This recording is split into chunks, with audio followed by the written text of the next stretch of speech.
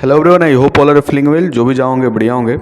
और इस वीडियो में हम लोग देखेंगे तेलंगाना में 400 एकड़ में फैले कांचा गची बावली जंगल को काटने पर क्यों बवाल हो रहा है और छात्र जो है प्रोटेस्ट पे उतरे हैं और मामला जो है कोर्ट पहुंच चुका है। तो यहाँ पे देखेंगे आखिर ये सारा चीज़ क्यों हो रहा है। सबसे पहले बात करें तो हैदराबाद के पास 400 एकड़ में फैले कांचा गची बावली जंगल को काटने को लेकर भारी विवाद खड़ा हो गया। सरकार इस जमीन को आईटी और इंफ्रास्ट्रक्चर विकास के लिए इस्तेमाल करना चाहती है, लेकिन छात्रों और पर्यावरण कार्यकर्ताओं का मानना है कि यह पर्यावरण को गंभीर नुकसान पहुंचाएगा। कोर्ट ने इस मामले में दखल दिया है और पेड़ों की कटाई पर रोक लगा दी है, जबकि सरकार का कहना है कि यह ज़मीन पूरी तरह से सरकारी और यह विकास कार्य के लिए जरूरी है। तेलंगाना में 400 एकड़ में फैले कांचा गची बावली जंगल को काटने को लेकर विवाद गहराता जा रहा है। यह जंगल हैदराबाद केंद्रीय विश्वविद्यालय के पास स्थित है। सरकार इस जमीन को आईटी और इंफ्रास्ट्रक्चर विकास के लिए इस्तेमाल करना चाहती है, लेकिन छात्रों और पर्यावरण कार्यकर्ताओं का कहना है कि यह जंगल और पर्यावरण को नुकसान पहुंचाएगा। मामला अब कोर्ट तक पहुंच गया है और इस पर सुप्रीम कोर्ट ने सख्त रूप भी अपनाया है।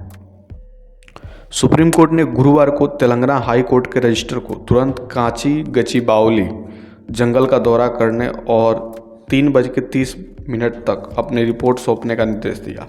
साथ ही कोर्ट ने तेलंगाना के मुख्य सचिव को सुनिश्चित करने के लिए कहा कि अगले आदेश तक जंगल में कोई भी पेड़ ना काटा जाए। कोर्ट ने कहा कि वह तेलंगाना हाई कोर्ट में चल रही सुनवाई पर रोक नहीं लगा रहा, लेकिन इस मामले की गंभीरता को देखते हुए इसे तुरंत कार्रवाई जरूरी है।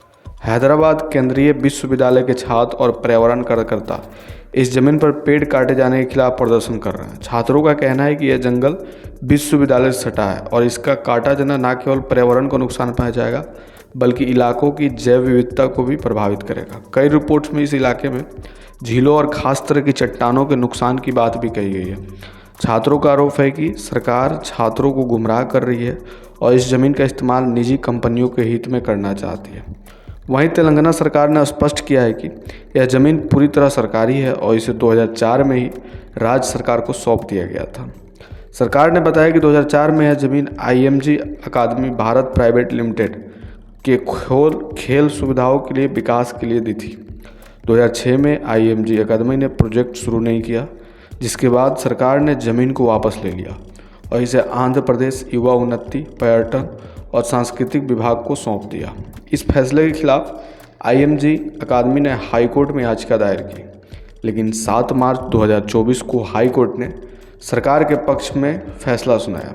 आईएमजी अकादमी ने सुप्रीम कोर्ट में अपील की, लेकिन 3 मई 2024 को कोर्ट ने उनकी अपील खारिज कर दी। इसके बाद सरकार ने इस जमीन का कब्जा ले लिया। सरकार का कहना है कि 19 जुलाई 2024 को एक आधिकारिक सर्वे हुआ, जिसमें विश्वविद्यालय और सरकारी अधिकारियों की मौजूदगी में तय किया गया कि यह ज़मीन सरकारी है और इसमें विश्वविद्यालय की कोई हिस्सेदारी नहीं है। सरकार ने यह भी कहा कि मीडिया में गलत जानकारी फैलाई जा रही है कि यह ज़मीन वन क्षेत्र का है। इस पूरे मामले में केंद्र सरकार का दखल भी हो गया है।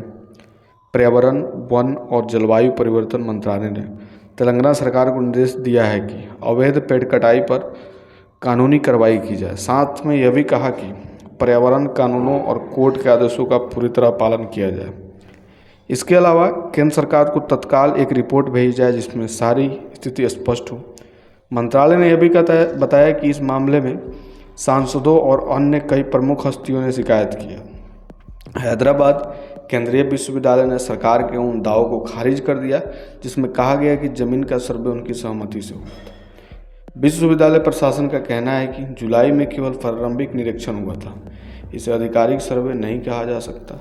विश्वविद्यालय ने कभी भी इस जमीन की सीमांकन को स्वीकार नहीं किया। सरकार बिना किसी ठोस सबूत के दावा कर रही है कि जमीन पूरी तरह उसकी है। तेलंगाना सरकार ने कहा कि विकास क्षेत्र में कोई झील नहीं है, इसलिए पानी के स्रोतों को कोई खतरा नहीं है। मशहूर मशरूम रॉक जैसी चट्टानों को कोई नुकसान नहीं पहुंचाएगा। कुछ राजनीतिक नेताओं और रियल एस्टेट समूहों ने छात्रों को गुमराह किया। सरकार का कहना है कि इस जमीन को पूरी कानूनी प्रक्रिया के तहत हासिल किया है। दूसरी ओर तेलंगाना हाई कोर्ट ने पहले ही राज्य सरकार को 3 अप्रैल तक किसी भी प्रकार का निर्माण कार्य रोकने का निर्देश दिया। अब मामला सुप्रीम कोर्ट और हाई कोर्ट दोनों में है। सुप्रीम कोर्ट ने तेलंगाना हाई कोर्ट के रजिस्ट्रार को मौके का दौरा कर रिपोर्ट देने का आदेश दिया है।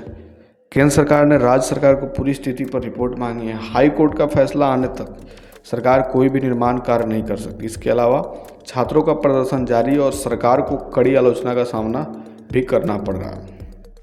तो ये थी छोटी सी इन्फॉर्मेशन कि आखिर जो तेलंगाना में 400 एकड़ फैले कांचा, गची, बावली जो जंगल है उस पर काटने पे विवाद क्यों हो रहा है, आपको समझ में आ गया होगा। जल्दी मिलते हैं ऐसा ही कोई नया वीडियो लेके, तब तक के लिए बाय बाय।